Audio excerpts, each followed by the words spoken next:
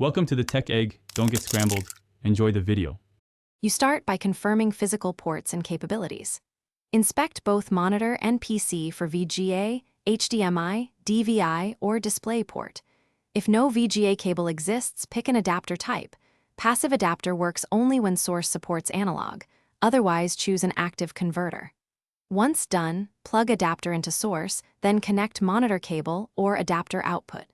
Make sure the monitor input is set to the matching port. This initial alignment prevents wrong signal problems and now you perform the detailed connection sequence. If your PC outputs digital only, use an active HDMI to VGA or display port to VGA converter. Passive dongles will not convert signal types.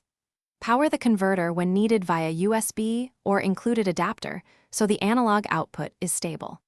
Connect the source into the converter first, then attach the VGA cable from converter to monitor. Tighten screws on the VGA connector to ensure solid contact.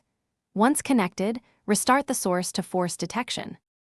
Finish by configuring and troubleshooting the display. Open display settings and set resolution and refresh rate to match the monitor's native specs. This prevents blank screens. If you still see no signal, swap the VGA cable, try another adapter, or connect a different monitor to isolate the faulty part. Make sure the converter has power and the monitor is on the correct input. If problems persist, try a different source device. Often the issue is a bad adapter or an unsupported output format.